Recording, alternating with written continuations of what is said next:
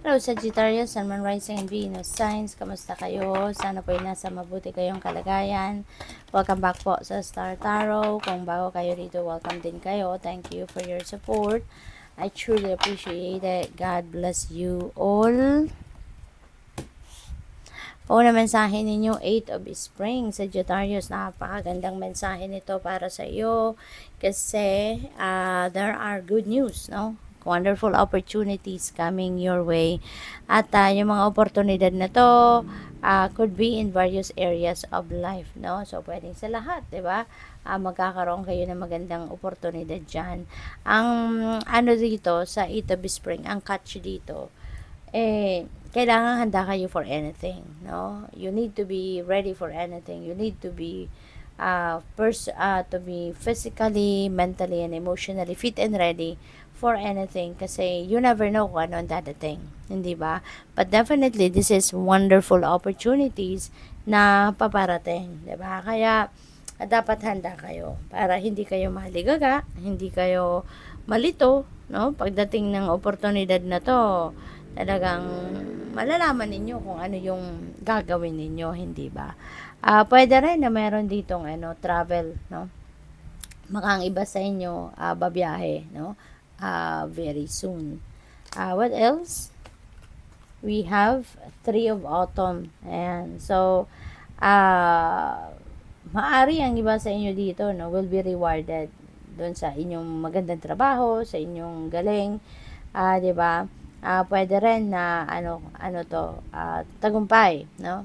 Merong mga tagumpay dito na makakamit kayo sa inyong trabaho, sa inyong career, yung ganon. Kaya pwede, no, na may mga financial reward din na makukuha kayo. And it's very satisfying and very rewarding para sa iyo, no? Yung kung ano man ang ginawa ninyong trabaho rito. Kaya napakaganda.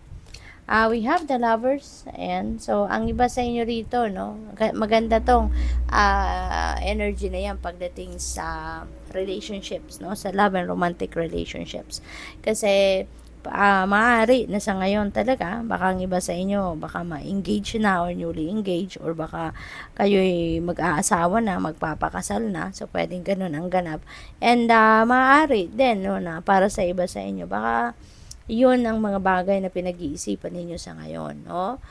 Kung handa na nga ba kayo, handa na nga ba kayong mag-asawa, handa na nga ba kayong mag-settle down, bumuo ng pamilya, no? And maybe those are the things na pinag-iisipan ninyo sa ngayon if handa na nga ba kayo. Kaya maaaring isa yan sa mga desisyon na kailangan ninyong harapin at this time, no? We have balance. Ayan. So, balance will be back in your life, no? Maaaring meron ka na ritong mga makakatulong, maaaring merong mga support system na nandiyan dyan, kaya kahit ano man ang ginagawa ninyo, ano man ang iniisip ninyo, ay pwedeng magkaroon ka ng tulong coming from other people, no? So, yun, probably, maaaring meron din ditong pakikipag-collaborate na gagawa ng iba sa inyo. And dahil dyan, mas gagaan ang inyong responsibilidad, ang inyong obligasyon, mas gagaan ang mga ginagawa ninyo, kaya mas mababalansin nyo na ngayon ang sarili ninyo, kasi, di ba, there are things na hindi mo na kailangan gawin, maibibigay mo na yan sa ibang trabaho, so you can focus more on other things as well, no? Tulad na lamang ng pag-aalaga sa inyong sarili, pagsa self-care, di ba? What else? We have 4 of Summer. Ayan. So, 4 of Summer. So, there are opportunities, no, na kumakatok or maaaring kakatok pa lang sa buhay ninyo sa ngayon. At iniimbitahan kayo dito na tignan ninyo ito, no? Even though parang wala kayong gana sa ngayon, parang buwisit kayo or dissatisfied kayo regarding something.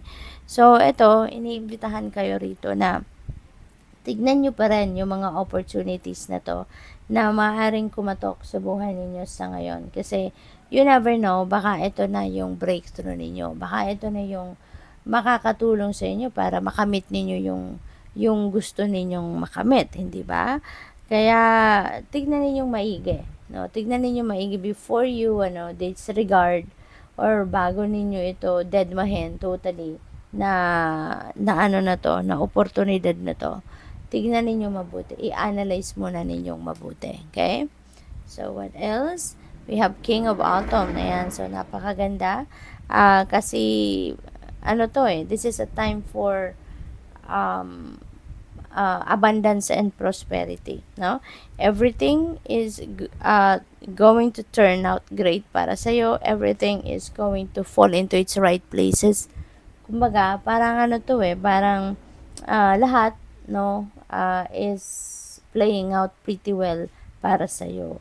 Kaya maganda, magiging successful dito yung mga trabaho ninyo, may success dito sa inyong karera, money, resources, yung gano'n, no? Kaya, ano to, magiging maluwag ka pagdating sa pera, diba? You will be abundant, you will be comfortable, financially stable, financially. Kaya, maganda, no? Maganda pagdating sa kaperahang aspeto ito. Kasi you're going to be rich, no?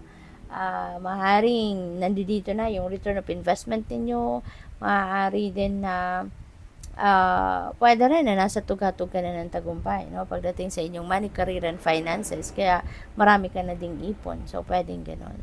So, good luck. Thank you for watching Love and Light. Namaste.